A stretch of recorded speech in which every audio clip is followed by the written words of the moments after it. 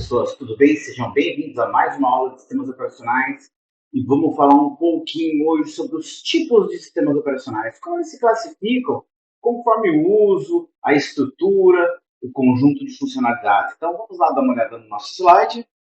Muito bem, vamos começar. Bom, sistemas operacionais, então, eles podem ser classificados, como havia dito agora, pelo conjunto de perspectivas, tamanho, velocidade, alguns recursos específicos, principalmente nos dias atuais, recursos relacionados à rede, segurança, compartilhamento de informações e tudo mais, né? Então, uma série de fatores possíveis, tá? A gente começa falando um pouquinho aí de cada um deles, lembrando sempre, né, pessoal, que a gente tem um material complementar lá no nosso material de apoio dentro do aula, tá? Então, acessem lá para poder complementar essa informação. Olha lá, arquivos de lote, né, são os arquivos mais antigos, que eram sequenciais, todas as informações eram armazenadas, né, colocadas sequencialmente e ele executava uma instrução por vez, tá? É claro que esse sistema nos modernos hoje não se encontra mais, talvez algum dispositivo embarcado, que possa estar tendo, existir ainda, mas sistemas novos não temos mais desse tipo, né? Então, um comando por vez era um conjunto de comandos que eram executados sequencialmente, tá? A próxima ideia que nós temos são os sistemas de rede, tá? Eles servem aí para principalmente compartilhar recursos. Na década de 80, quando os computadores surgiram, o custo era muito elevado, né? O custo do computador, do hardware era muito elevado.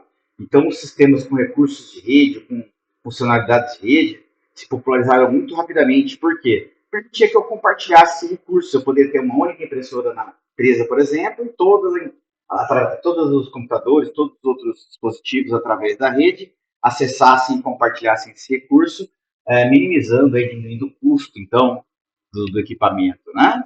Um sistema distribuído, né? Um sistema distribuído é muito confundido com o sistema de rede. Na verdade, ele é um sistema que distribui em uma rede as várias atividades. O sistema divide ou delega parte de cada serviço para cada um dos hosts das máquinas que estiverem conectadas em rede, tá? É um sistema bastante complexo, difícil de ser implementado, né? E, infelizmente, devido ao alto grau de complexidade necessária para poder manipular esses elementos. Um sistema multiusuário é um sistema também de rede, tem recursos de rede, né, mas ele trabalha já com compartilhamento de sistemas de rede,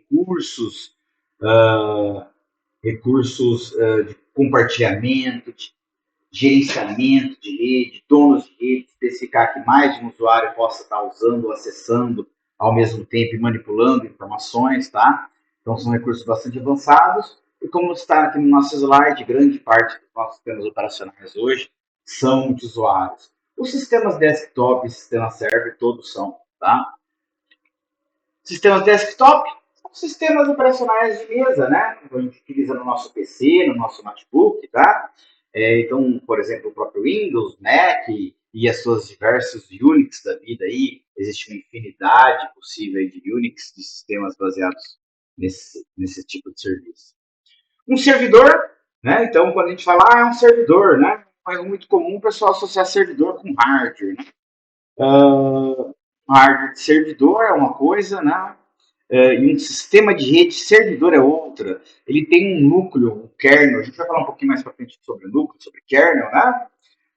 Mas a parte central dele é extremamente otimizada e dimensionada para atender recursos de rede, para atender o suporte de rede e atender sistemas de multiusuário. Então é bem diferente aí, né, do que o sistema desktop. Um Windows, você pode pensar assim, mas o Windows é um sistema de servidor. Não, o Windows ele tem recursos de rede, realmente, eu concordo com você, mas ele não é um sistema de rede, ele tem recursos de rede. Né? Um servidor é bem diferente, o tratamento interno que ele faz em relação ao desktop sobre esses recursos. Ok, pessoal? E aí nós temos os embutidos. Né? Os embutidos são aqueles sistemas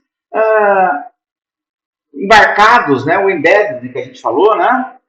Como, por exemplo, celular, Smart TV, multimídia, controle remotos inteligentes. Hoje em dia nós temos uma infinidade de dispositivos de IoT, né, de internet das coisas, né, possíveis aí para a gente poder estar usando esse tipo de sistema operacional. Normalmente ele é um sistema pontual, ele realiza um conjunto bem estabelecido e limitado de instruções, tá? Pré-estabelecido, e normalmente, tá, na sua grande maioria, ele é um sistema de consumo. Você só consome, né, o usuário só consome aquilo que ele oferece, né? Ele não produz nada dentro disso daí, ok?